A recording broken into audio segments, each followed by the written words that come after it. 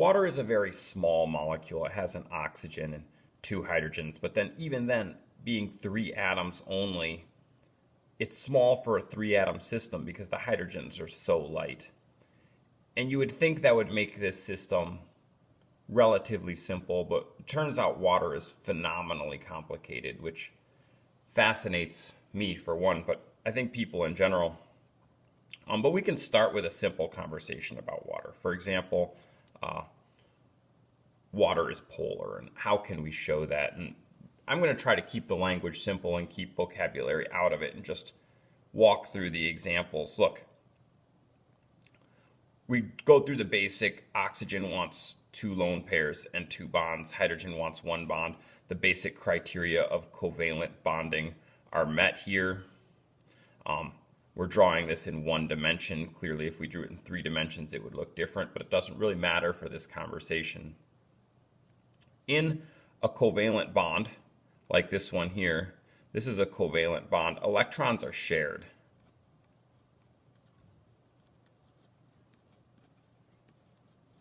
And we already covered ionic bonding, and I want to go back and just show that so that we can understand the difference between it.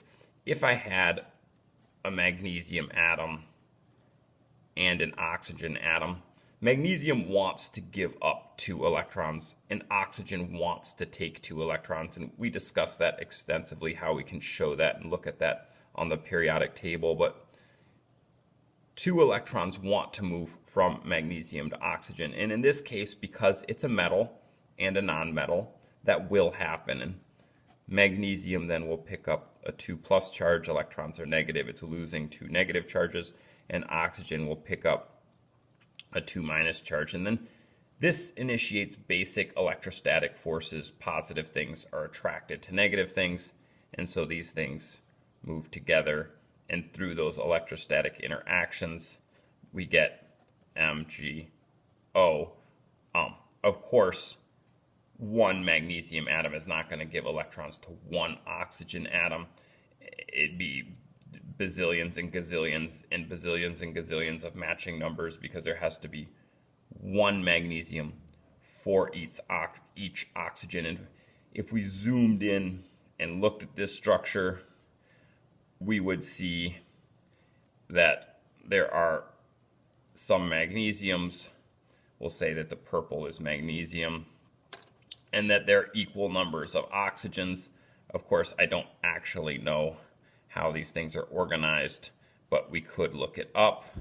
And there's equal numbers of each and they're all stuck together. And of course, this would go on and on forever and ever, pretty much, because a very, very small piece of magnesium oxide would be a whole ton of atoms. And of course, it would have a three-dimensional structure, not a one-dimensional structure like seen on this piece of paper. This is ionic bonding.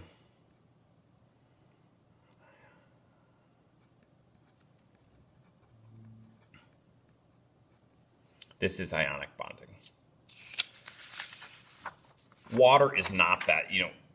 Water's phenomenally complicated, but we can have this impression that if I took one of these, and I can take one of them and isolate it, it can exist on its own. Magnesium oxide isn't going to exist like that as a single magnesium and a single oxygen, but water really will exist as a single oxygen and two hydrogens. All right, and so those are the shared electrons. Look, this is not a fair game of sharing the electrons. From what we discussed earlier in the locations, hydrogen's put above the alkali metals on the periodic table because it kind of wants to give up one electron. And oxygen kind of wants to take two electrons. But here, because it's not a metal and a non-metal, these are all non-metals, that doesn't really happen. Hydrogen doesn't really just give an electron to oxygen, and oxygen just take an electron from two different hydrogens. They share. And I like to say this is like a game of catch.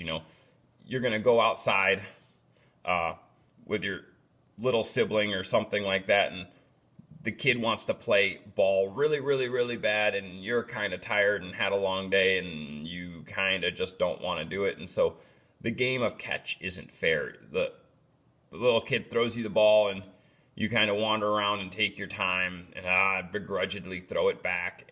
and the little kid's so excited you threw the ball, he throws it right back right away. And you again catch the ball. You're not willing to let the kid down all the way, but you hang on to the ball for a minute. And this can go on. And this is the game oxygen plays with hydrogen. Oxygen's the ball hog of the electrons. It's keeping the electron more of the time. I do recognize that's not actually true. This isn't a time-based equation. There would be a wave function, and we could really say that the electron density is disproportionately on the oxygen. But for this analogy, it works. If we just say that oxygen is an electron hog, and hydrogen is the excited one that's always throwing the electron back, we could say it's electron depleted.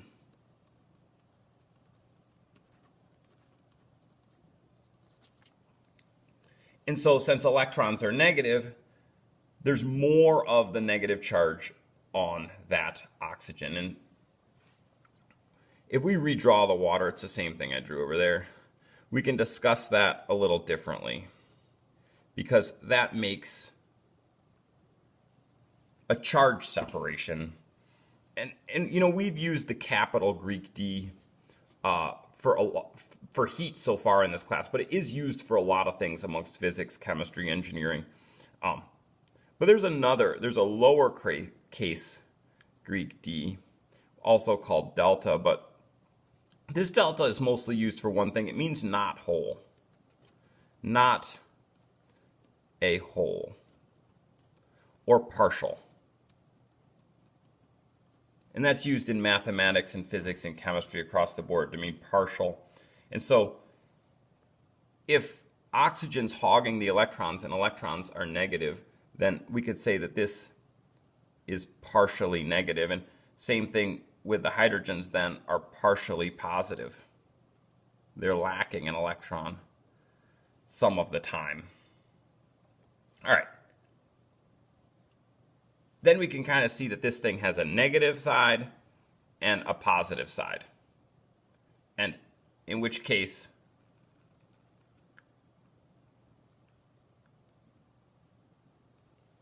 I can draw this arrow, and I put the plus down here on the end of the arrow to show this is the positive side, and it's pointing towards the negative side. This is convention. That arrow has a name. It's the dipole moment. And of course, it can be treated like a vector in mathematical functions, but in this case, we don't really need that. It turns out this has a lot of important ramifications in chemistry, and we'll go on to those in subsequent videos.